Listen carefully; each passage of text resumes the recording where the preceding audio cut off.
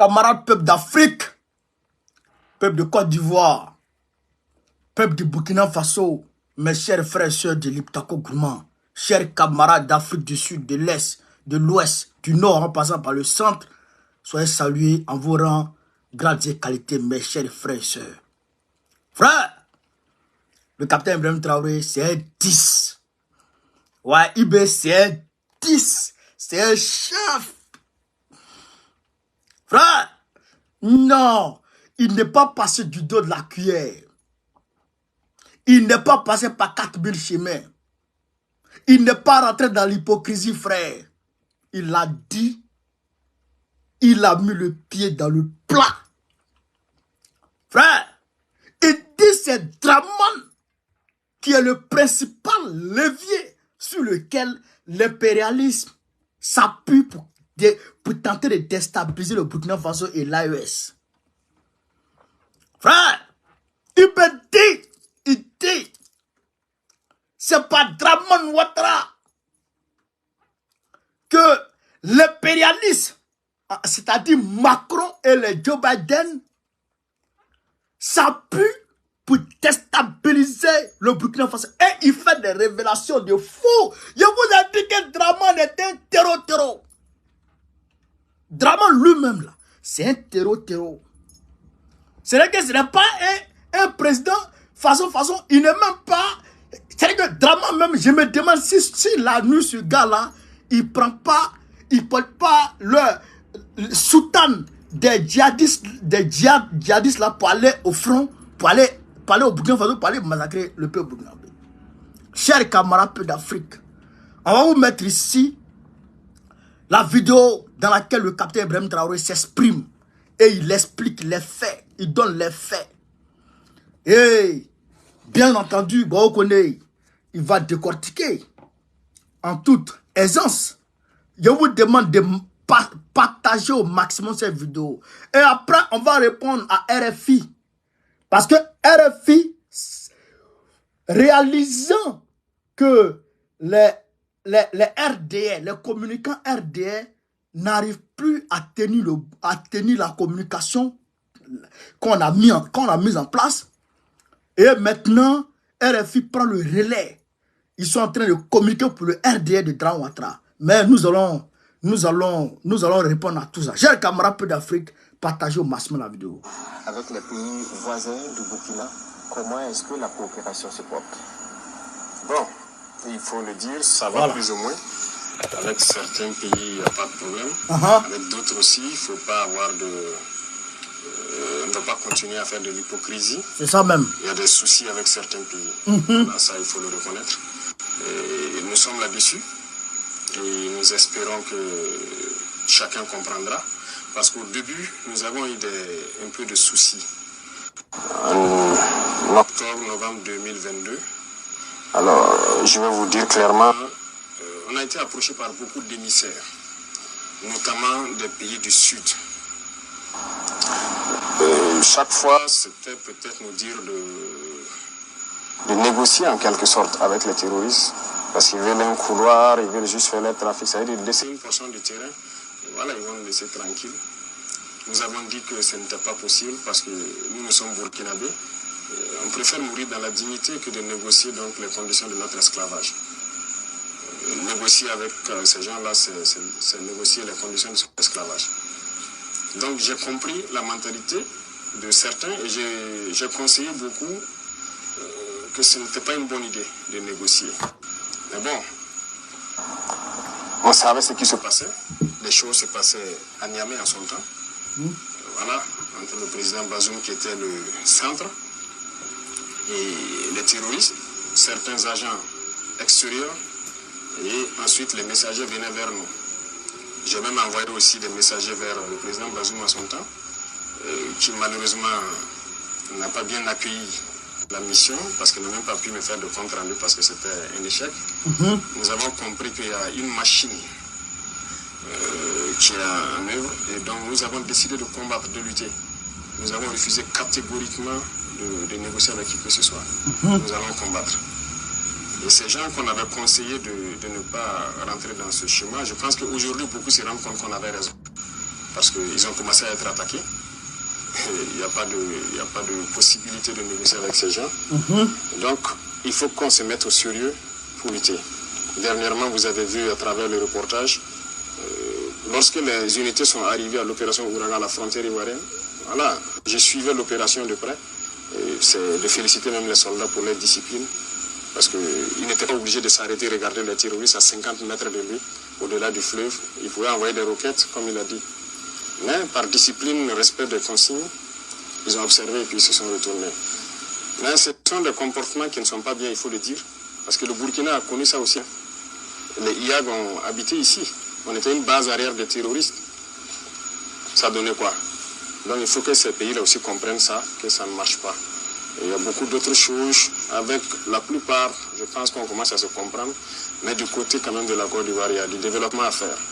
Voilà, il faut qu'ils reviennent à de meilleurs sentiments. Tous les déstabilisateurs du Burkina sont là-bas. Ils ne se cachent pas. Les officiels ivoiriens ont parlé mal du Burkina. Sur les plateaux télé, vous êtes journaliste, je ne pense pas que le Burkina, une chaîne privée au public, insulte des autorités d'autres pays ouvertement, souvent de façon vulgaire. Ça se fait là-bas, sans mot dire. Voilà, tous ceux qui tentent de déstabiliser se retrouvent là-bas. Bon, à un moment donné, il faut arrêter l'hypocrisie, il faut dire la vérité. Il y a un problème. Il y a un problème avec les autorités de ce pays. Justement, aujourd'hui, Monsieur le Président, quels sont vos rapports avec le président Alassane Ouattara? Le rapport, c'est comme je l'ai dit, il y a un problème. On n'a pas de contact particulier. Donc, voilà, on regarde la situation. On suit. Voilà, je ne peux pas vous donner plus de détails. Voilà, on suit. Donc jusqu'à présent, vous n'avez pas eu l'occasion de discuter avec le président Alassane Ouattara? Au début, on a échangé un peu au téléphone. Il m'a envoyé des émissaires même, il faut le reconnaître. On a discuté, on espérait que les choses aillent dans le bon sens. Mais peut-être qu'on n'a pas accédé à certaines choses, je ne sais pas. Mais nous ne pouvons pas nous mettre dans une certaine moule. Voilà, nous sommes venus avec une vision, un objectif. Et nous avons une mission. Donc, tant qu'on sera dans notre moule, on sait qu'on aura des difficultés avec certains. Donc, on ne sait pas ce qui s'est passé. Sinon, il y avait le contact, mais ça s'est rompu.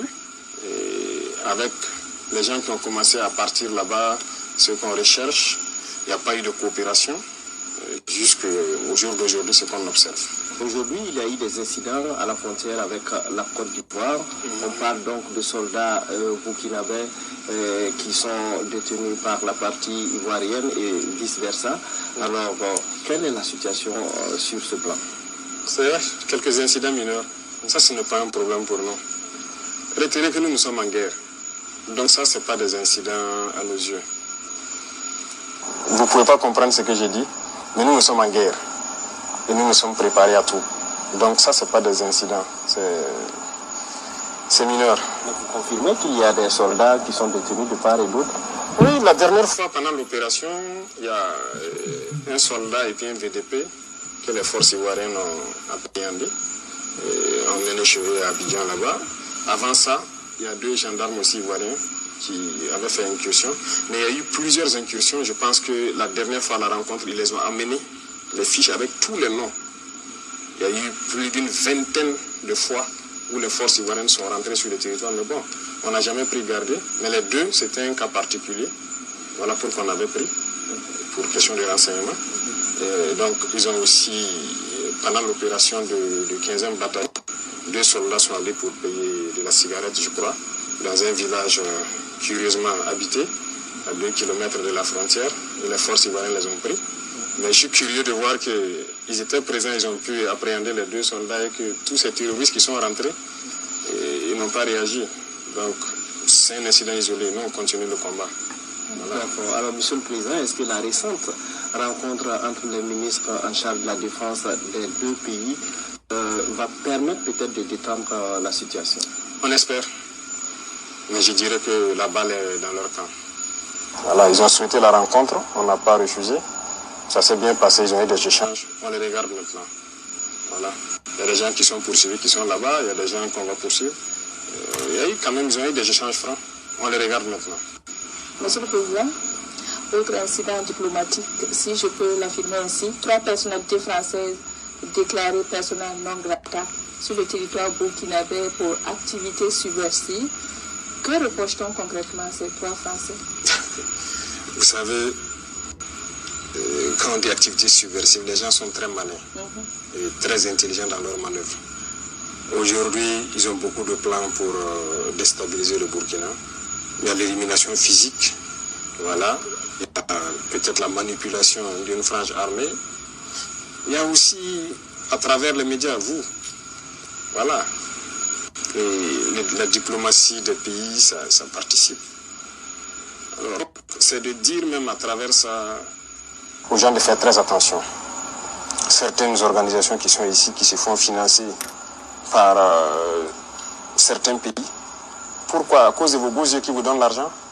Et ensuite, on vous demande donc des rapports sous tel format, vous le faites. Ils sont en train de pénétrer le monde de la culture. On les suit. Voilà. Certains artistes, voilà, ainsi de suite. On suit tout. Ils sont en train de pénétrer le monde des médias. On suit pour que vous relayez ce qu'eux ils veulent, comme je le disais tantôt. Voilà. Donc, il y a beaucoup d'activités subversives qui se passent. Donc, on n'est pas dupe et il faut que les gens arrêtent. Parce que vouloir manipuler le peuple pour le retourner, il faut qu'ils arrêtent ça. Ça sera difficile et nous n'aurons pas la langue dans la poche. Au moment venu, on va aussi expliquer au peuple ce qu'il y a. Parce qu'actuellement, c'est l'art de manipuler. Tout leur espoir, c'est de pouvoir manipuler la population, faire baisser la ferveur pour que le peuple ne soutienne pas la transition et qu'ils puissent atteindre leur fin. Et nous allons combattre ça. Alors, quelle appréciation vous faites des récents propos tenus par le général français Lecointre? On écoute, hein? Nous avons suivi et ils préparent la mentalité de leur peuple au cas où ils doivent intervenir, venir physiquement ici pour qu'on combatte. Donc, ils ont commencé à préparer. Ce n'est pas maintenant.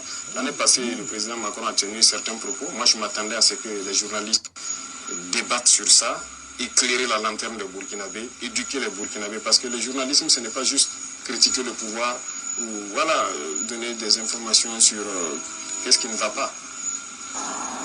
Vous avez la chance d'être journaliste en temps de guerre. Il faut participer à éduquer le peuple, à éveiller le peuple, parce que nous avons un ennemi. C'est ceux qui veulent nous réduire à l'esclavage. C'est votre rôle de le faire.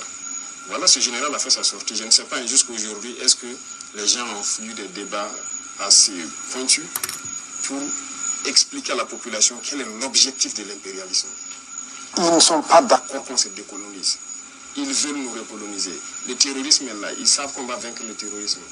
Et donc, ils se disent maintenant, si jamais on arrive à vaincre le terrorisme, il faut qu'ils se préparent pour venir physiquement nous recoloniser. Parce qu'ils ne sont pas d'accord qu'on soit décolonisé. Parce que c'est leurs intérêts. C'est à travers nous qu'ils vivent. Donc c'est ça aussi. Il faut que les journalistes participent à ça. Maintenant, le débat ne se passe pas sur ça. Qu'on le veuille ou pas, on est en guerre. On doit chanter les louanges de nos soldats. On doit chanter les louanges de nos héros. On doit les accompagner. Et on doit expliquer au peuple ce que c'est que l'impérialisme. Comment ils veulent nous coloniser. Comment ils veulent nous maintenir dans la misère. Pour que eux, ils vivent. Pour que le peuple se réveille. Nous, on n'est pas là pour endormir le peuple. Et piller, faire ce qu'on a fait. On veut que le peuple se réveille. Qu'ils comprennent qui sont leurs ennemis. Et ça, c'est le travail du journalisme aussi.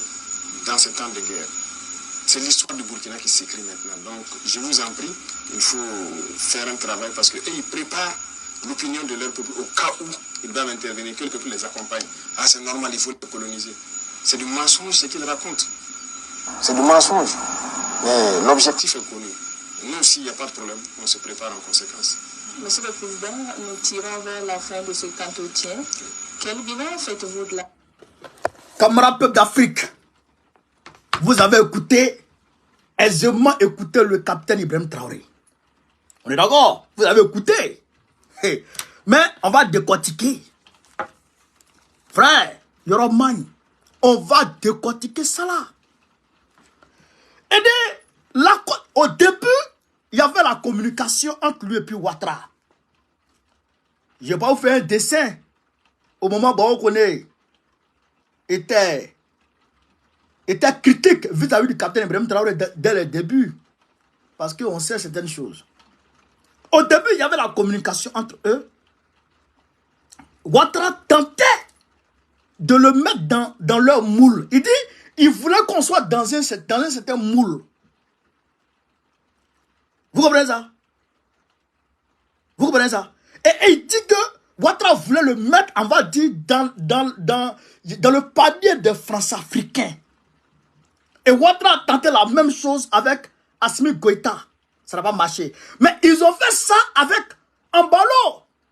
Vous vous rappelez, rappelez-vous, quand Embalo est arrivé par un coup d'état en Guinée-Bissau, il était critique, il attaquait tout le monde, il soutenait ouvertement même la transition malienne. Il a même dit que Alpha Condé avait fait un coup d'état, je pense qu'il a été critique envers Alpha Condé. Vous vous rappelez, non? Mais les mêmes Draman, les Macky Sall, les Macron, ils ont tout fait pour amadouer Embalo et puis le rendre docile et puis le mettre avec eux. Donc, ils ont tenté ça avec Assimi Goïta, ils ont échoué. Et quand Damiba est arrivé, ils ont tenté avec Damiba, je pense que vers la fin, vous avez vu, ils ont Damiba accepté. Donc, la même chose, ils voulaient faire ça avec Ibrahim Traoré. Vous comprenez ça? Ils voulaient faire ça avec Ibrahim Traoré, et Ibrahim Traoré a dit jamais. Vous vous rappelez, rappelez-vous, le premier ministre burkinabé, Apollinaire, est parti au Ghana et ils avaient eu tendance à signer un accord qu'on appelait l'initiative d'Accra, qui consistait à envoyer comment on appelle ça, des militaires de la CEDEAO au Burkina Faso, et on dirait que leur base allait être à Ouagadougou et tout.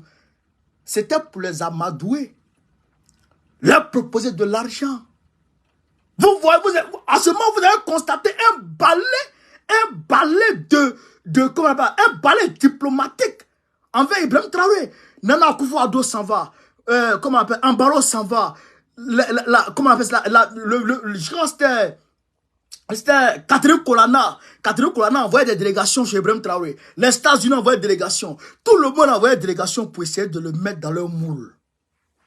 Mais Ibrahim Traoré a dit jamais. Il a dit jamais. Et quand il a dit jamais, Draman Ouattara est revenu à la charge. Il dit, il faut laisser un couloir aux terroristes. Écoutez, ce qu'il m'a dit. Il dit, les gens veulent négocier avec nous. Ils nous envoient des émissaires pour nous demander de laisser un couloir, c'est-à-dire de céder une portion de notre terre aux terreaux pour que les terreaux nous laissent tranquilles. Et c'est ce que Bazoum avait fait. Vous avez compris, chers camarades peu d'Afrique? Vous avez compris ce que Draman Ouattara a demandé à Ibrahim Traoré? Vous avez compris? Vous avez compris ça? Et en même temps, vous vous rappelez, Damiba, quand il a dit, quand quelqu'un se bat pour quelque chose, c'est pour lui la chose. Mais après, Bazi avait dit qu'en réalité, Draman Ouattara voulait, comment on appelle ça, récupérer le sud du Burkina Faso jusqu'à Sendou. Il voulait contrôler Sendou pour ajouter ça à la Côte d'Ivoire, et puis pour que lui, il s'étend. Il étend son autorité sur tous ces territoires-là. Chers camarades peu d'Afrique. Donc, Ibrahim Traoré a dit nada. Et donc, quand Ibrahim Traoré a dit nada, c'est là il a rompu la communication avec Ibrahim Traoré. Vous comprenez ça? Vous comprenez ça? Et c'était en complicité avec Bazoum, parce que c'est Niamey qui était leur base de discussion, de rencontre et tout. Vous-même, vous voyez le chef d'état-major de la France. C'est comme Niamey était son village. Il partait là-bas tout le temps. Donc, ils ont coupé pont avec Niamey. Et ils se sont serrés les coudes avec le Mali. Et ils ont engagé le combat contre le terrorisme. Ils savaient que c'était difficile. Sans l'accord sans l'aval, sans l'alliance avec le Niger, il savait que ça allait être difficile. Parce que les terreaux, quand les chassent du Burkina, ils vont au Niger. Quand les chassent du Mali, ils vont au Niger. Maintenant, comme le Niger n'est plus une zone sûre pour eux, alors, eux tous, ils se rabattent maintenant sur la Côte d'Ivoire. C'est la Côte d'Ivoire maintenant qui est leur base arrière. Et Ibrahim Traoré l'a dit. Tous les déstabilisateurs du Burkina Faso sont en Côte d'Ivoire. Je dis bien, chers camarades d'Afrique, mettez les cœurs, tapez la vidéo. Ibrahim Traoré dit, tous les déstabilisateurs du Burkina Faso sont en Côte d'Ivoire. On ne veut pas être hypocrite. Alassane Ouattara n'est pas bon. Tous les déstabilisateurs du Burkina Faso sont en Côte d'Ivoire. La Côte d'Ivoire est la base arrière des terreaux qui endeuillent le Burkina Faso. Ok. Non. Non, le mot c'est que... Non, les mots sont forts. Les mots sont durs. Les mots sont forts. Camarades, peuple d'Afrique, peuple du Burkina Faso, peuple du Liptako Gourma. Et vous avez vu, vous-même, vous avez vu clairement la vidéo qui montre les terroristes de l'autre côté du fleuve. Et les militaires burkinabés sont de l'autre côté et ils les voient. Ils voient les terroristes.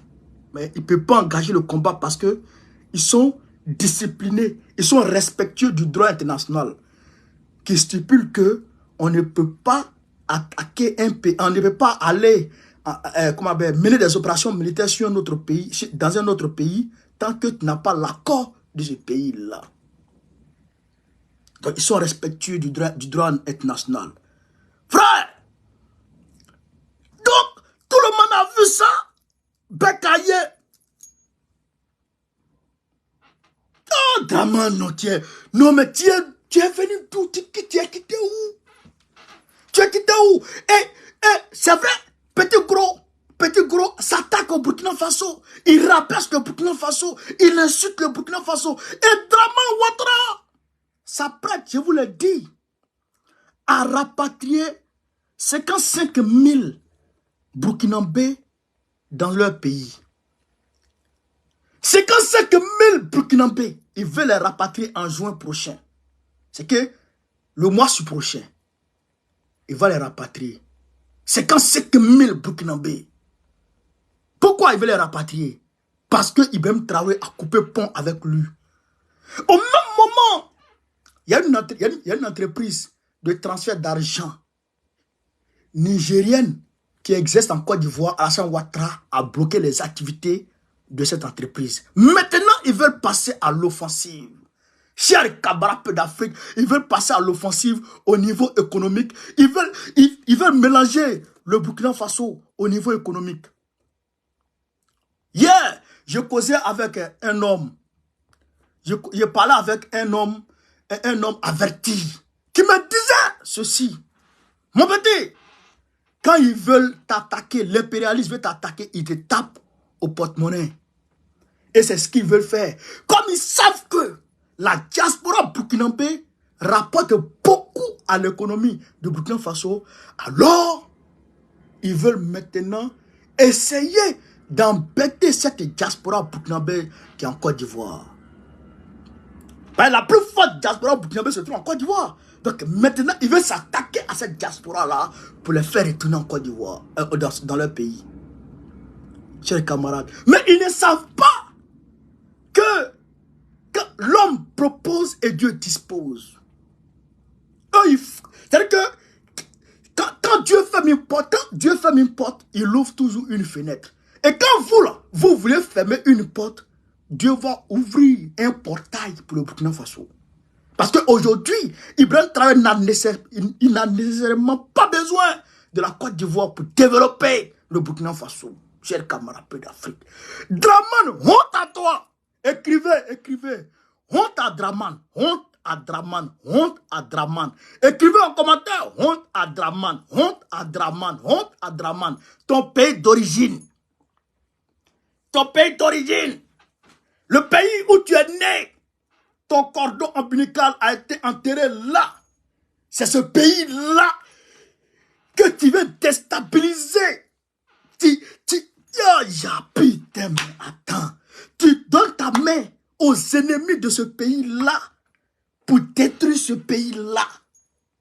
Comment les gens arrivent à faire ça? Moi, bon, on connaît.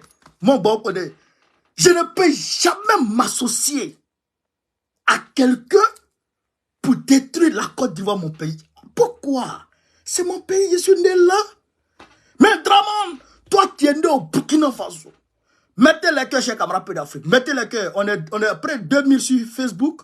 Près de 1000 personnes sur TikTok. Mettez les cœurs. Mettez les cœurs tapotés. Hein? Toi, tu es né au Burkina Faso. Tu as grandi au Burkina Faso. Tu es parti à l'école au Burkina Faso. Le Burkina Faso t'a tout donné. Ils t'ont même donné une bourse d'études pour aller étudier aux États-Unis. Tu reviens. Le Burkina Faso te bombarde. Tu es vice-gouverneur de la BCAO. Grâce au Burkina Faso, tu es vice-gouverneur de la BCAO.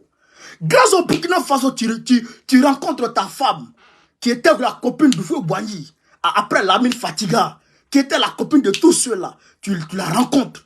Et après ça, on t'envoie au FMI, grâce au Burkina Faso. Et aujourd'hui, ce pays qui t'a tout donné, tu vas t'associer à des ennemis, à des personnes dangereuses pour détruire ce pays. Mais qui es-tu? Qui es-tu, Draman? Pourquoi tu fais ça? Hein? Et là, il dit non. Lui, qu'est-ce qu'il va faire? Il va, comment on appelle ça? Il va rapatrier 55 000 Burkinabés. Mais les 55 000 Burkinabés que tu vas rapatrier, comment il faut être dedans? Parce que tu es Burkinabé aussi. Tu es Burkinabé aussi. Aïe! Mais c'est quoi tout ça? C'est quoi tout ça, chers camarades d'Afrique? Mais est-ce que le monde est sérieux? Est-ce que le monde est sérieux? Je pense que ce monde n'est plus sérieux. Comment peut-on rapatrier ses compatriotes? Ses compatriotes. Et tu dis, c'est des Burkinabés. Toi-même, tu es Burkinabé. Tu es né au Burkina, grandi au Burkina, papa Burkinabé, maman Burkinabé. Et c'est toi qui es contre le Burkina Faso. Honte à toi, Draman. Honte à toi, honte à toi, honte à toi, honte à toi. Et le capitaine Ibrahim Traoré a touché un point très important, chers camarades d'Afrique. Il dit, l'impérialisme passe par la culture. Il pénètre au Burkina Faso à travers la culture, à travers les médias, chers camarades d'Afrique. Parce que ils veulent recoloniser nos pays. Ok, mais c'est fort. C'est fort. Est-ce que vous savez que le Burkina Faso a renvoyé, a suspendu pour 2 semaines, je pense, les diffusions de VOA Afrique et puis BBC. La BBC et puis VOA. BBC c'est pour l'Angleterre, VOA c'est pour les États-Unis. Ils ont suspendu ça. Parce que ces médias-là ont relayé les balivernes de qui? De Human Rights Watch. Ok, je vous ai parlé de Human Rights Watch. Je vous ai parlé de Human Rights Watch. Human Rights Watch, c'est une ONG de vampires. Une ONG de terreau. Une ONG qui est dirigée en partie par la CIA américaine.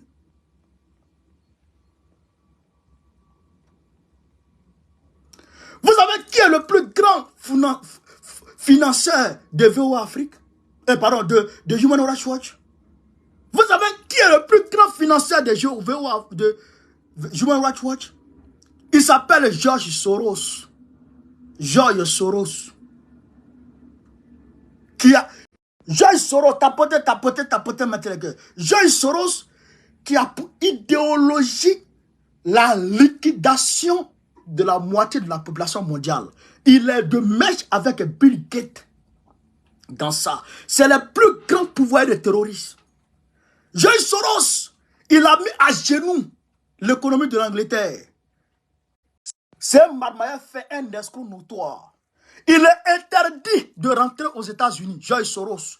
Il est interdit de rentrer en Russie, autant pour moi. S'il met son pied en Russie aujourd'hui, George Soros, on le prend le nom au youf. Human Rights Watch dit que les Burkinabés, camarades, mettez les cœurs, tapotez, mettez les cœurs sur Facebook, mettez les cœurs, mettez beaucoup de cœurs. La vidéo est signalée là. Mettez beaucoup de cœurs sur Facebook. N'arrêtez pas de pomper les cœurs, mettez les cœurs, mettez les cœurs, mettez les cœurs. Donnez les cadeaux, donnez les étoiles, donnez les cadeaux, donnez les étoiles. Tapotez, tapotez. C'est ça qui fait monter le direct. George Soros. Voilà, et c'est Human Rights Watch là. Human Rights Watch a dit que l'armée burkinabé aurait tué 200 civils. L'armée burkinabé. Mais Ibrahim Traoré là, tout le monde a vu le professionnalisme. François Hollande, merci. Le professionnalisme de l'armée burkinabé. Tout le monde a vu le professionnalisme. Ils sont arrivés à la frontière Côte d'Ivoire-Burkina Faso. Voici les terroristes sont là-bas. Ils peuvent envoyer des roquettes et puis ils vont les atteindre. Mais ils les ont laissés parce qu'ils ne sont pas sur le territoire. L'armée burkinabé est formée au moins 6 mois.